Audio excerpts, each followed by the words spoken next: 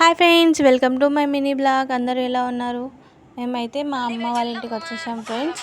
ఇక్కడైతే మా అమ్మ వాళ్ళ ఇంటి మా మమ్మీ వాళ్ళ ఇంటి దగ్గర అయితే శ్రావణ మాసంలో ఎల్లమ్మ తల్లికి బోనం చేస్తుంది. ప్రతి సంవత్సరం శ్రావణ మాసంలో ఎల్లమ్మ తల్లికి బోనం చేస్తారు.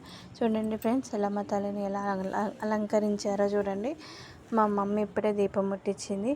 దీపం అన్నీ ముట్టించి ఎల్లమ్మ తల్లికి అయితే వేసింది. చూడండి ఫ్రెండ్స్, ఎల్లమ్మ తల్లి ఎలా కలకలలాడిపోతుందో చూడండి ఫ్రెండ్స్. మా అమ్మ అయితే ఇప్పుడే అన్ని దేవుళ్ళకి దీపం వెలిగిస్తుంది. దీపం వెలిగించి ఇక బోనం అయితే రెడీ చేస్తుంది. బోనాలు అయితే సిద్ధం చేస్తుంది. ఆ ఎల్లమ్మ తల్లికి అయితే బోనాలు సిద్ధం చేస్తుంది. చూడండి ఫ్రెండ్స్, ఇక బోనాలు అయితే రెడీ చేస్తుంది.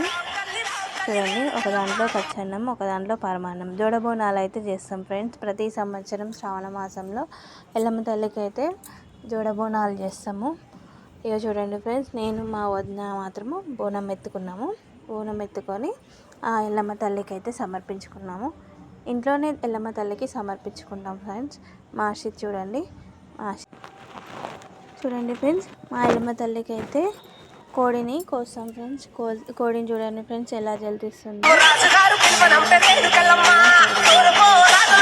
అనుకున్నవన్నీ మంచిగా జరగాలని మనస్ఫూర్తిగా కోరుకుంటున్నాను ఫ్రెండ్స్.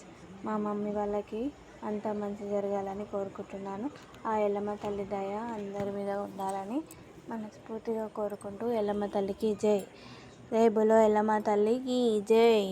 చూడండి ఫ్రెండ్స్, అమ్మవారు ఎంత కలకలలాడిపోతుందో దీపం వెలుగులలో.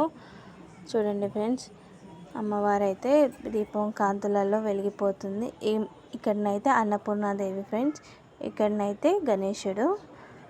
చూడండి ఫ్రెండ్స్, మా వీడియో కనుక నచ్చినట్టయితే ప్లీజ్ లైక్ చేయండి, కామెంట్ చేయండి.